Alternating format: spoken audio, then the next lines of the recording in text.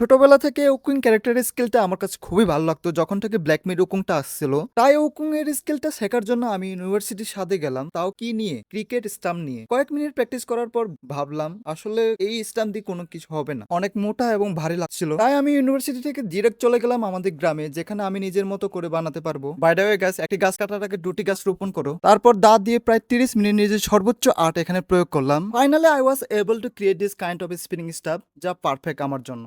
So let's do it নাও।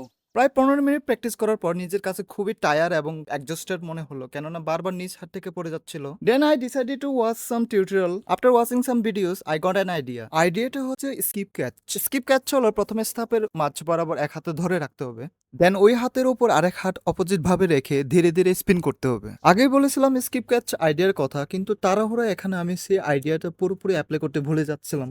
আমার কাছে মনে হলো কোথাও না কোথাও আমি ভুল করতেছি, কেননা বারবার স্পিন প্র্যাকটিস করার পর লাঠিটি এক সাইডে চলে যাচ্ছিল, লাইক দিস। টিউটোরিয়াল দেখে দেন আবার নতুন করে শুরু করলাম। আগের মতো বরাবর আপনার হাত থাকবে। এখন প্রথমটা স্কিপ, দেন ক্যাচ, দেন নিচের হাতকে এভাবে করে, then skip catch, skip catch, skip catch.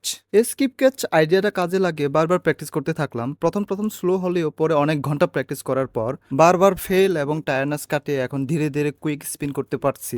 তারপরে আরো মিনিটের পর মিনিট প্র্যাকটিস করতেছিলাম যেন আরো ভালোভাবে কুইক স্পিন এবং স্পুটলি করতে পারে। দিনটা এখানে শেষ হয়। নেক্সট ডেতে আমি আগেরগুলো রিওয়াইন্ড করতেছিলাম যেন ভুলে না যায়। যেহেতু এখন এটি আমার আয়ত্তে চলে আসছে, এবার হচ্ছে সেকেন্ড স্পিন পালা। সেকেন্ড স্পিন করার ক্ষেত্রে আমার তেমন কিছু অসুবিধা হয়নি, কেননা এই স্পিনটা আমার আগে থেকে জানা ছিল। ফার্স্ট এবং সেকেন্ড স্পিন তো পারলাম, এবার পালা হচ্ছে থার্ড স্পিন টেকনিক। কিন্তু যখন ফার্স্ট এবং সেকেন্ড স্পিন কম্বিনেশন করার পর যখন ডান হাত দিয়ে বাম দিকে নেব, তখন বাম হাত দিয়ে ব্যাক সাইড থেকে নিয়ে আমি কি করব বুঝতে পারতেছিলাম না। Then again after watching some tutorial I got the point. পয়েন্টটা হচ্ছে বাম হাত থেকে নিয়ে আবার আগের ফর্মে নিয়ে আসতে হবে, মানে ফার্স্ট স্পিন ফর্মে। এভাবে 3টি স্পিন কম্বিনেশন করে প্র্যাকটিস করতে থাকলাম। To be honest I was really tired and exhaust while practicing. হাতের আঙ্গুল আর শোল্ডার ব্যথা করতেছিল, কেননা টানা 3-4 দিন শুধু এটার উপর প্র্যাকটিস করতেছিলাম। এই স্পিন প্র্যাকটিস করার মাধ্যমে একটি জিনিস তো পাক্কা আমাকে মোটিভেট করলো, সেটি হচ্ছে প্র্যাকটিস প্র্যাকটিস প্র্যাকটিস। প্র্যাকটিস করার মাধ্যমে আপনি কোনো কিছু অর্জন করা সম্ভব। যাই হোক, অনেক মোটিভেশনাল কথাবার্তা বললাম। এটা হচ্ছে আমার final result. Yes!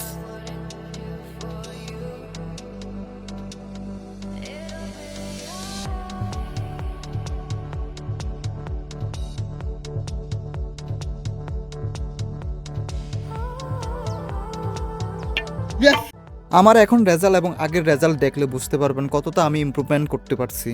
Anyway, bye bye, tata.